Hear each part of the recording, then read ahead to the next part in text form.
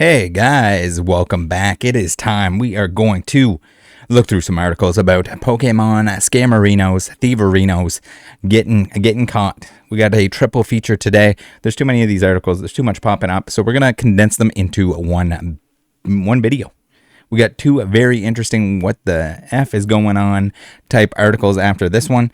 We got one in Japan. We got a couple in the United States. Oh no, we got one in the United States. We got one in the UK. So we're globe trotting right now. We're the globe trotters. We're doing tricks with basketballs, and that's about it.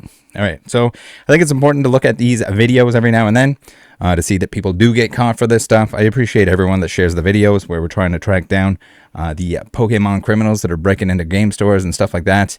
And it's not really a surprise that there's other motivations behind that. Usually drugs or some other craziness. Drugs, money, sex, all kinds of stuff. So without further ado, we got three articles to get into here. First one up now is on Game Rant by Daniel D'Angelo.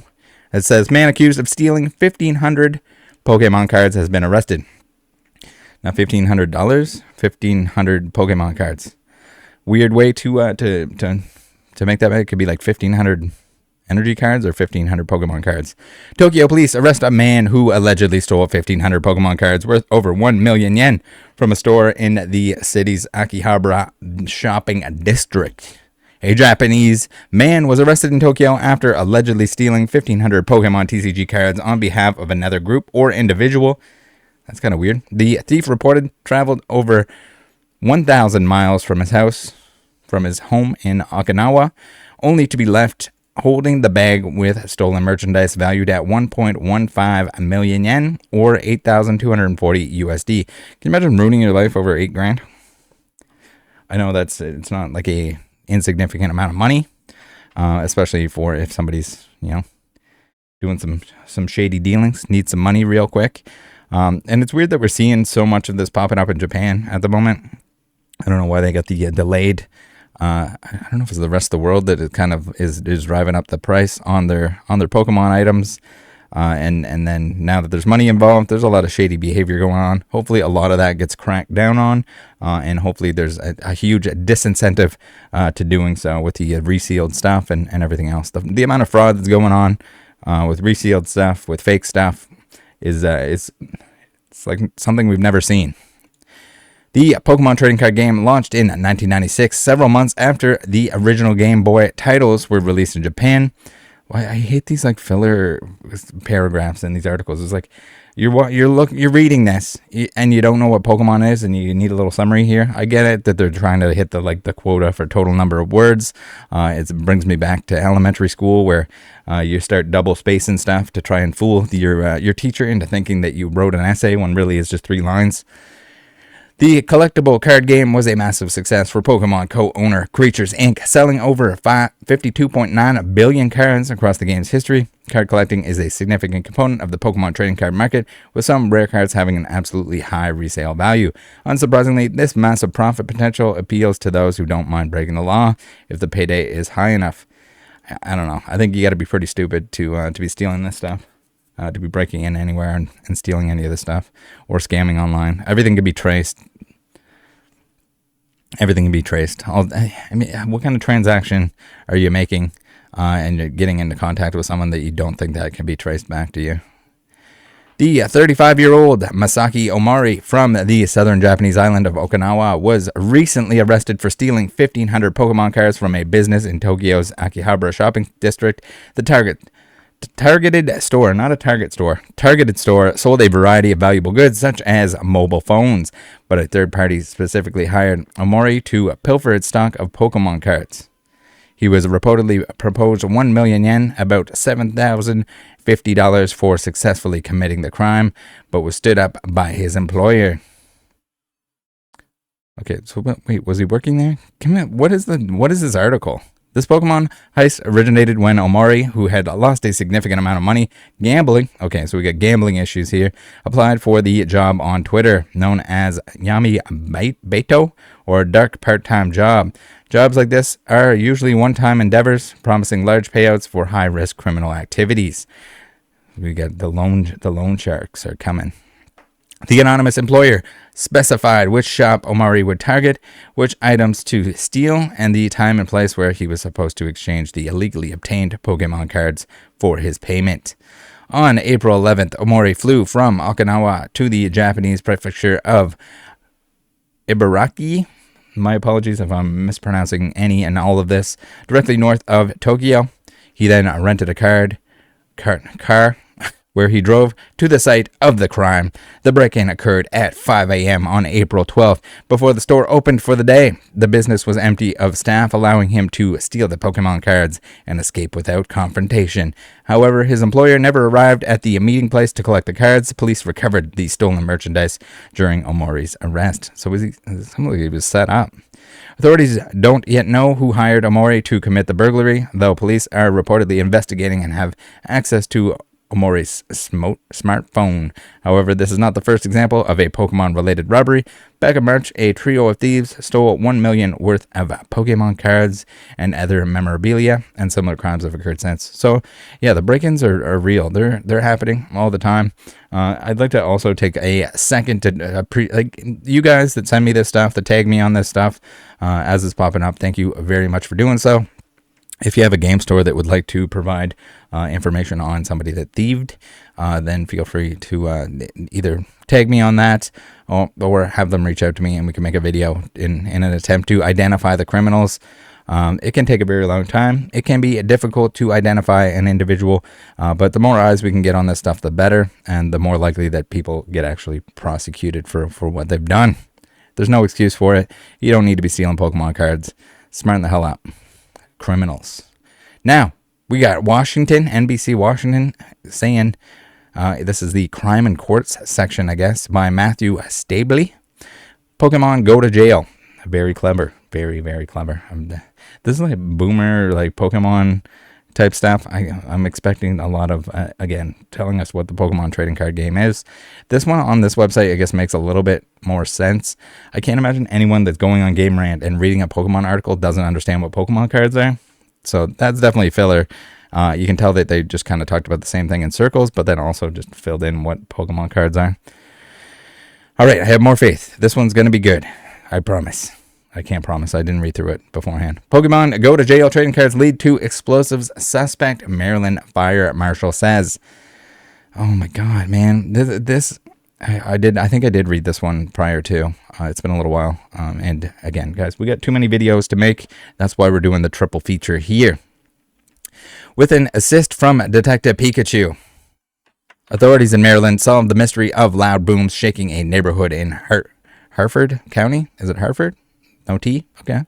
Pokemon trading cards helped police find a suspect in a series of explosions in Aberdeen in recent weeks, according to the Office of the State Fire Marshal.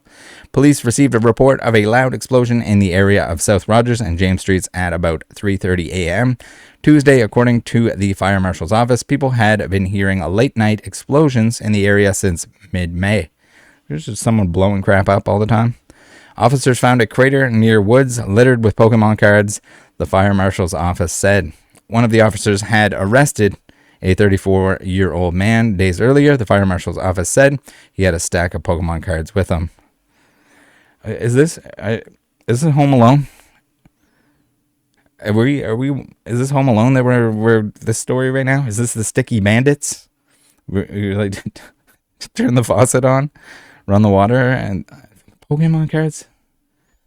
The same day of that arrest, Aberdeen police received a report from someone whose argument with the suspect ended with the suspect saying, "Boom," the Fire Marshal's office said. A few days later, that citizen found a Pokemon card on his front step. Packages of Pokemon cards and other evidence connecting him to the explosions were found during a search of the suspect's home, and police arrested him, the Fire Marshal's office said. The suspect confessed to blowing up devices described as illegally manufactured, federally banned M80s, the Fire Marshal's office said. The suspect did not say why. He's charged with possessing and using an explosive device. Authorities took the man to Harford County Detention Center, and he was released on $10,000 bond. A $10,000 bond. No one was injured in the explosions, and there's no evidence linking the suspect to any groups that pose a threat. So, Hopefully he was just like blowing stuff up for fun and not actually trying to blow a human being or property or anything like that. And then when you're leaving your calling card is a Pokemon card. All right, let's just go through here. I want you guys to vote down below in the comment section on which story is your favorite. So far we got this the Japanese Pokemon thief that didn't turn it over to the people he was thieving for, the gambler. All right, option 1, gambler. Option 2, the bomber. And then option 3 here, we got Pokemon cards seized during a Nottinghamshire drug raid. Can you just add more syllables to the locations? I don't know what's going on over there in the UK. I guess it's a good way to make sure everything has a unique name. We got the BBC News and an article by It Doesn't Say. All right, doesn't say. This is a short one. Regardless, we have Pokemon cards seized during a Nottinghamshire drug raid. Police believe the collection was obtained through criminal activity. I mean, probably. For whatever reason, I can't remember what this is. Is this the Burger King? Is that the Burger King gold chunky cards? If anyone knows what this is specifically, please let me know. I think that's what it is. So we got a mixture of like new stuff and vintage stuff. This looks like it was, stolen from a game store or from like a Walmart or something like that. But then you get a bunch of bulk and then you have a binder that they're trying to complete. This is like a really weird situation. Police believe the collection was obtained through criminal activity. Awesome. Wouldn't surprise me. I guess maybe they robbed somebody's collection and this was like their sealed collection that they have on the shelf in the background that everyone has. Police seize a collection of Pokemon cards with an estimated value of more than 10,000 European dollarinos during a drug raid in Nottinghamshire. Officers on patrol in Bowell noticed a man acting suspiciously in an alleyway between Willow Hill Close and Hofield Crescent. Haha, isn't that the same place that your mother used to live? Just kidding, guys. I didn't mean it. On Wednesday morning, he was found to have Class A drugs on him, Nottinghamshire police said, with crack cocaine and heroin found at an address on Hofield Crescent. Yeah, that's the best place to get crack is definitely Hofield Crescent. About 5,000 Europeanos in cash was also seized. A 33-year-old man and 32-year-old woman were arrested on possession with intent to supply Class A drugs and acquiring, using, or possessing criminal property. This is sounding a whole lot like Whatnot. Paul Ferguson from Nottinghamshire Police said the playing cards, trading cards, which were in a glass display case, were taken. As we suspect, this collection has been obtained through criminal activity. So I'm assuming that it was stolen from some kind of store or something that must have had it on display. This was a brilliant result by 2 officers from the City Knife Crime Team on a routine patrol who immediately identified someone acting suspiciously in the alleyway. Who's in the alleyway selling drugs and collecting and stealing Pokemon cards? All right. So you guys know what to do. Let me know down below. What's your favorite story? Is it the gambler? Is it the bomber? Or is it the druggie?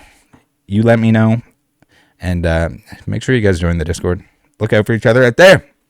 More to come this week, next week, the week after. There's always something in Pokemon. There's always scammers that need to be taken down. We got some big investigations going on. So look forward to that.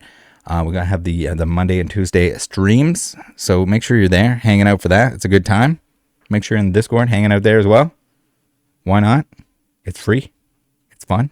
Make some friends. See you next time. Bye.